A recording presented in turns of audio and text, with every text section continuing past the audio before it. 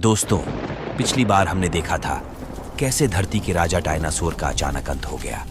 65 million साल पहले एक एस्टेरॉयड गिरा और उसी पल से धरती की कहानी बदल गई। छोटे छोटे मैमल्स यानी स्तनधारी जानवर जो तब तक सिर्फ छिपकर जी रहे थे, अब वो धरती के असली वारिस बन गए। और करोड़ों साल बाद इन्हीं में से कोई एक बना पहला इंसान। लेकिन सोचो, क्या आपने कभी सोचा है इंसान पहली बार बना तो सिर्फ अफ्रीका में ही क्यों? भारत, चीन या अमेरिका में क्यों नहीं? सारे चिंपांजी आज भी वैसे के वैसे हैं, तो फिर सिर्फ हम क्यों बदले? क्या पहले इंसान को आग जलाना आता था या वो सिर्फ जंगल में डर कर भागता था? अफ्रीका से वो कैसे पहुंचा एशिया, यूरोप और यहां तक कि ऑस्ट्रेलिया तक? क्या उसने समुद्र पार किया? और क्या आज भी हमारे डीएनए में उन आदिमानवों का थोड़ा सा खून बचा हुआ है? तो दोस्तों, इन सारे सवालों का जवाब आज की इस डॉक्यूमेंट्री में मिलेगा। दोस्तों, ऐसी डॉक्यूमेंट्री वीडियो बनाने में हमें घंटों तक रिसर्च करनी पड़ती है और आपको सब्सक्राइब करने में केवल 1 सेकंड का समय लगेगा, तो अपना प्यार दिखाइए। तो चलिए अब टाइम मशीन में बैठते हैं और सीधे पहुंचते हैं आज से 20 लाख साल पहले अफ्रीका के दिल में। यहां जंगलों के बीच हमारे सबसे पुराने पूर्वज होमो हैबिलिस अपने छोटे छोटे कबीले में रहते थे। ये दिखने में भले ही बंदर जैसे लगते थे, लेकिन इनके दिमाग में एक चिंगारी जल चुकी थी। इन्होंने पहली बार अपने हाथों से पत्थर के औजार बनाए, नुकीले पत्थर जिनसे वो शिकार भी करते और खुद का बचाव भी। सोचिए, धरती के इतिहास में पहली बार कोई जीव सिर्फ अपने पंजों या दांतों पर नहीं बल्कि औजारों पर भरोसा कर रहा था। यहीं से इंसान बनने की असली कहानी शुरू हुई थी। और फिर वक्त ने करवट ली और आए होमो इरेक्टस। ये हमसे थोड़ा और मिलते जुलते थे। इनकी कमर सीधी थी, शरीर मजबूत था और सबसे बड़ी बात, ये चलना जानते थे दूर दूर तक। इन्हीं ने पहली बार आग पर काबू पाया। सोचो, जब रात के जंगल में जंगली जानवर गुर्राते थे तो ये आग जलाकर अंधेरे से मुकाबला करते थे। आग जलाना यही पल था जब इंसान ने पहली बार प्रकृति को हराया।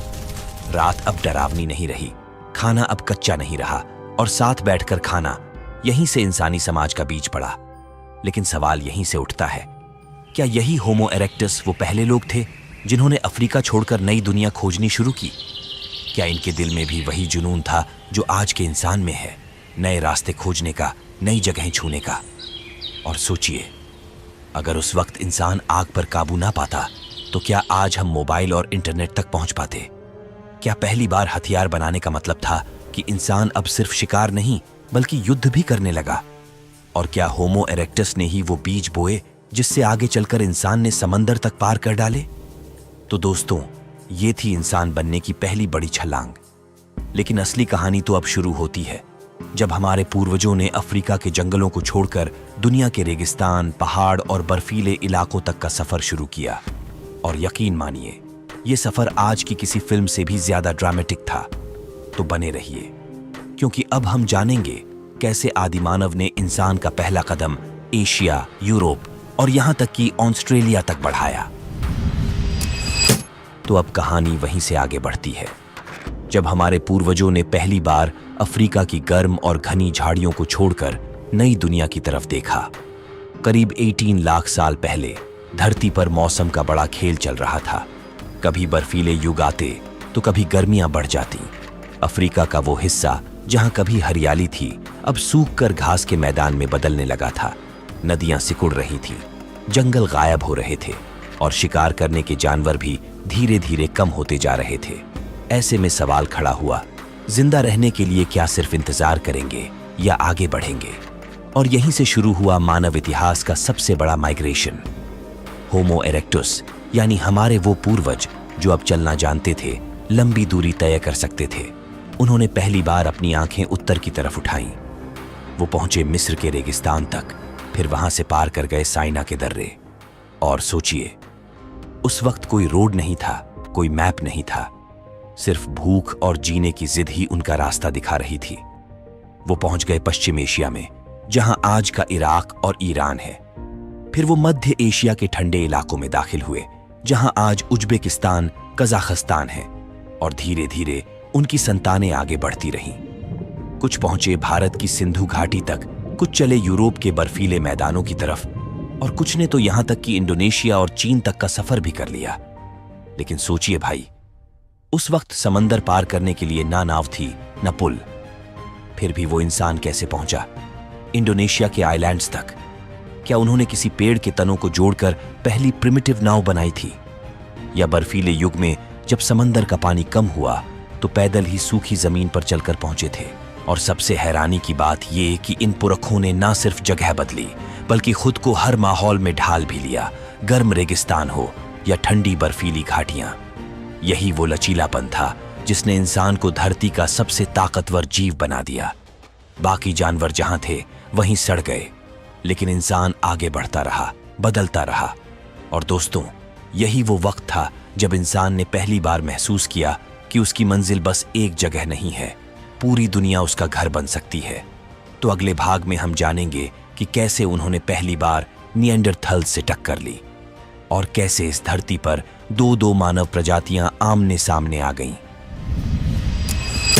तो अब कहानी बढ़ती है करीब 60,000 साल पहले, जब हमारे सीधे पूर्वज होमो सेपियंस अफ्रीका छोड़कर एशिया और यूरोप में कदम रख चुके थे। लेकिन भाई, जो बात आपको चौंकाएगी वो ये है कि ये धरती पहले से खाली नहीं थी। यहां पहले से निएंडरथल्स नाम की दूसरी मानव प्रजाति राज कर रही थी।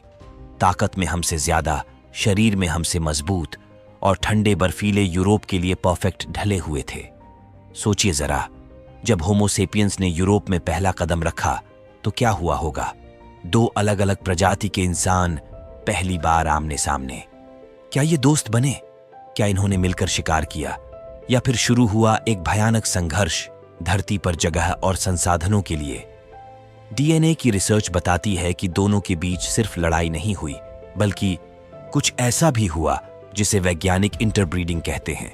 यानी आज हम सबके शरीर में, हमारे खून में थोड़ा सा निएंडरथल का अंश बचा हुआ है। हाँ, आज भी अगर आपका डीएनए चेक किया जाए तो उसमें 1 से 2% निएंडरथल का हिस्सा मिलेगा। अब सोचिए, ये सिर्फ नस्लों का मिलन नहीं था, ये था ज्ञान का ट्रांसफर। निएंडरथल्स ने हमें सिखाया कि बर्फीली ठंड में कैसे कपड़े पहने, कैसे आग को ज्यादा देर तक जलाए रखें, और होमो सेपियंस ने उन्हें सिखाया कि कैसे बेहतर औजार बनाए जाएं, कैसे छोटी छोटी टीमों में मिलकर बड़े शिकार को गिराया जाए। लेकिन फिर एक समय आया जब निएंडरथल्स गायब होने लगे। कोई नहीं जानता पूरा सच। क्या हम इंसानों ने उन्हें पूरी तरह खत्म कर दिया, या जलवायु बदलने से वो खुद ही मिट गए, या फिर हमारी संख्या इतनी तेजी से बढ़ी कि वो बस हमारी भीड़ में खो गए? और भाई, यहां से एक और क्रांतिकारी चीज हुई। इंसान ने पहली बार सोचना शुरू किया, ना सिर्फ जीने के लिए बल्कि अपनी पहचान बनाने के लिए। यहीं से शुरू हुए गुफाओं में चित्र बनाना, संगीत के शुरुआती वाद्य यंत्र बजाना, और शायद पहली बार इंसान ने आत्मा और मृत्यु के बारे में सोचना शुरू किया। तो अब कहानी उस पल पर पहुंचती है जब इंसान ने सिर्फ जीने के लिए नहीं बल्कि बसने के लिए सोचना शुरू किया। और भाई, ये पल आया करीब 12,000 साल पहले, जब हमारी धरती का मौसम बदल रहा था। ठंडी बर्फीली आंधियां कम होने लगी, ग्लेशियर पिघलने लगे और धीरे धीरे धरती पर हरियाली लौटने लगी। सोचिए, जंगल घने होने लगे, घास के मैदान फैले और जानवरों की संख्या बढ़ने लगी। यहीं से इंसान के दिमाग में पहली बार सवाल उठा, क्यों न मैं इन्हीं बीजों को अपने हिसाब से उगाऊं? क्यों न इन जानवरों को पकड़कर पालतू बनाऊं, ताकि हर बार शिकार के लिए जान जोखिम में न डालनी पड़े? और यहीं से शुरू हुई कृषि क्रांति, जो इंसान के इतिहास में सबसे बड़ा टर्निंग पॉइंट माना जाता है। लेकिन भाई, क्या आपको पता है, यह क्रांति अचानक नहीं हुई थी। कुछ इलाकों में लोग बीज बोते थे तो कहीं कहीं अभी भी शिकारी जीवन जारी था। लेकिन धीरे धीरे खेती करने वाले इंसान आगे निकलने लगे, क्योंकि उनके पास खाना जमा करने की ताकत आ गई थी। यह क्रांति सबसे पहले हुई थी फर्टाइल क्रेसेंट नाम के इलाके में, यानी आज का इराक, सीरिया और तुर्की का इलाका। वहीं पर इंसान ने गेहूं और जौ की खेती शुरू की और भेड़ बकरी को पालतू बनाया। सोचिए, उस वक्त इंसान ने पहली बार घर बनाए होंगे, मिट्टी की झोपड़ियां, गांव बने होंगे, और शायद पहली बार रिश्ते भी बदले होंगे, जहां अब कोई सिर्फ शिकार में ताकतवर नहीं बल्कि जमीन का मालिक बन चुका था। और भाई, यही खेती ने इंसान को पहली बार समाज में ऊंच नीच की तरफ भी धकेला, क्योंकि अब जिसके पास ज्यादा जमीन थी वही सबसे ताकतवर बन गया। और सोचिए, क्या यही वो बीज थे जिससे आगे चलकर राजा महाराजाओं की सत्ता, धर्म और सभ्यताओं का जन्म हुआ। अब यहां से इंसान ने नदियों के किनारे बसेरा करना शुरू किया। मिस्र में नील नदी, भारत में सिंधु नदी और मेसोपोटामिया में दजला फुरात के किनारे पहली सभ्यताएं उभरने लगीं। यहां पर सिर्फ खेती नहीं हुई, बल्कि लेखन, गणित, विज्ञान की शुरुआत भी हुई। तो दोस्तों, यहीं से हमारी असली कहानी शुरू होती है, जहां इंसान शिकारी से किसान बना, किसान से राजा और राजा से सभ्यताओं का निर्माता। तो दोस्तों, अभी तक की इस यात्रा में हम देख चुके हैं कैसे हमारे पूर्वज अफ्रीका से निकले, कैसे उन्होंने खेती शुरू की और सभ्यताओं का बीज बोया। लेकिन अब तक भी एक सबसे बड़ा सवाल अधूरा है। भाई, इंसान ने बोलना कब सीखा और क्यों? सोचिए जरा, जंगल में जानवर आवाजें निकालते हैं, बंदर भी चिल्लाते हैं, लेकिन भाषा वो सिर्फ इंसान के पास है। तो क्या कभी आपने सोचा है क्यों बाकी सब जीव आज भी वैसे ही हैं और सिर्फ हम इंसान अपने विचार बोलकर साझा करते हैं? और भाई, भाषा का जन्म यूं ही नहीं हुआ था। जब इंसानों के समूह बड़े होने लगे, जब शिकार के लिए टीम वर्क जरूरी हो गया, तो उन्हें सिर्फ इशारों से काम नहीं चल सकता था। उन्हें बोलना सीखना पड़ा ताकि वो कह सकें, वहां जाओ, यह मत करो, शेर आ रहा है। लेकिन हैरानी की बात जानोगे, आज तक विज्ञान भी पूरी तरह यह नहीं जान पाया है कि भाषा का पहला शब्द क्या था। इतनी बड़ी टेक्नोलॉजी होने के बाद भी कोई भी भाषा वैज्ञानिक यह नहीं बता सकता कि पहला इंसान कौन था जिसने बोला और क्या बोला। और भाई, वो भाषा जो हजारों साल पहले हमारी नस्लें बोलती थीं, आज उसे पढ़ना भी नामुमकिन है, क्योंकि वो कहीं लिखी ही नहीं गई थी, केवल हवा में बही और वक्त के साथ खो गई। तो सोचिए, क्या भाषा ने ही इंसान को जानवरों से अलग किया? क्या यही वो शक्ति थी जिसने हमें सभ्यताओं का निर्माता बनाया? तो दोस्तों, यही थी इंसान बनने की वो लंबी, थकाऊ लेकिन चमत्कारी यात्रा, जिसने एक मामूली बंदर को इस धरती का राजा बना दिया। सोचिए, अगर हमारे पूर्वजों ने भाषा न सीखी होती, आग न जलाई होती, तो शायद आज हम आपस में बात भी नहीं कर रहे होते, ना ये वीडियो बनता और ना आप इसे देख पाते। तो अगली बार जब आप किसी से बात करें, किसी किताब को पढ़ें या किसी इतिहास को जानें, तो याद करिएगा, ये सब उस दिन की देन है जब हमारे पूर्वजों ने पहली बार बोला था, पहली बार सोचा था कि हम अलग हैं।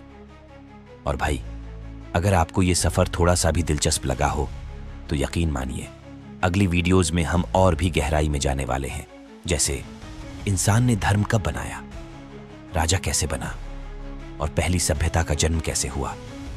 तो चैनल को अभी सब्सक्राइब कर लीजिए, क्योंकि ऐसी रिसर्च, ऐसी डॉक्यूमेंट्री बनाने में हमें हफ्तों का वक्त, गहरी स्टडी और कड़ी मेहनत लगती है। और आपका एक छोटा सा सपोर्ट हमें ऐसी कहानियां लाने के लिए और भी प्रेरित करता है। तो सब्सक्राइब करिए और कमेंट में बताइए कि इस कहानी में आपको सबसे ज्यादा चौंकाने वाला फैक्ट कौन सा लगा।